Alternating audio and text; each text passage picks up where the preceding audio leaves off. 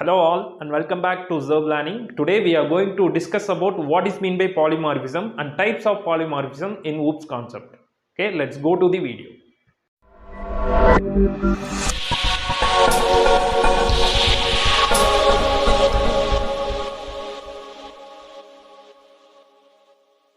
Let's see about what is meant by polymorphism. In Greek word poly means many. So polymorphism having many forms. So in polymorphism there is two types. One is a compile time polymorphism and another one is a runtime polymorphism. Types of polymorphism. In types of polymorphism there is two types. One is a compile time polymorphism and another one is a runtime polymorphism. In compile time there is two categories. One is a function overloading and another one is a operator overloading. So in runtime polymorphism there is one category that is function overriding. So let's see about what is compile time. In compile time polymorphism, a function is called at the time of compilation. We already know about what is compiler. Compiler works like translator. So it translates our program to machine level. This is called compiler. So a function is called at the time of compilation is called compile time. So it is also called early binding or static binding. So in this compile time there is two types. One is a function overloading and another one is a operator overloading. Let's see about function overloading. So in function overloading there are multiple functions with same name but different parameters. Take one example like a student name list. In student name list the four students have same name but with their different initial. So using this initial we can separate the students. So same like that, the function have same name but different parameters.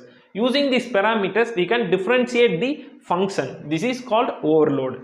So in function can be overload by change in number of arguments or change in types of arguments. We already know about we can pass the arguments in a function. So we can pass the number of arguments in a function. So in this function we can change the number of arguments and types of the arguments. This is called function overloading. So this is operator overloading.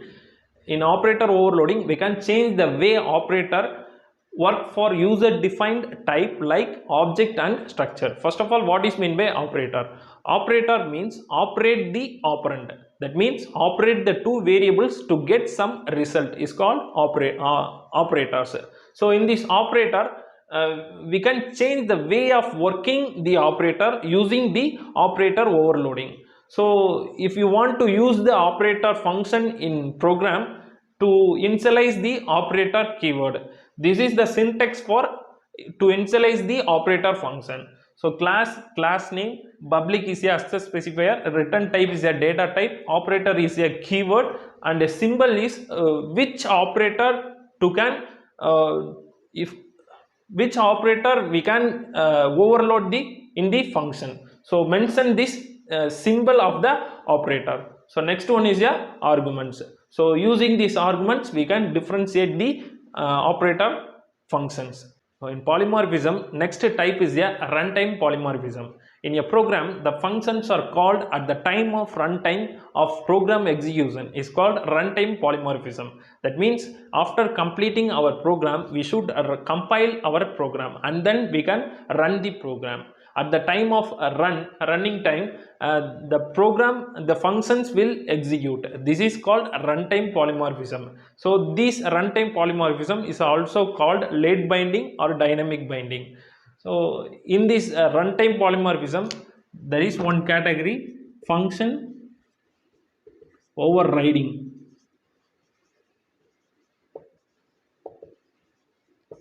Let's see about function overriding. So this is function overriding. Actually what is meant by overriding? A new function can override the another function is called overriding. So in this function overriding we give the new definition to base class function in the derived class function. So we already know about what is meant by base class and derived class.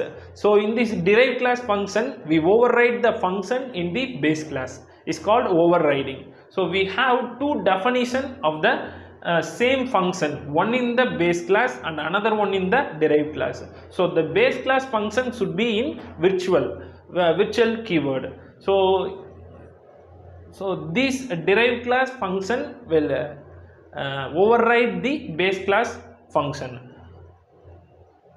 The decision about which function calling happen in runtime. So these decisions, which function will call at the time of runtime, is called function overriding. So I think this video is useful to understand the concept of polymorphism. Thank you.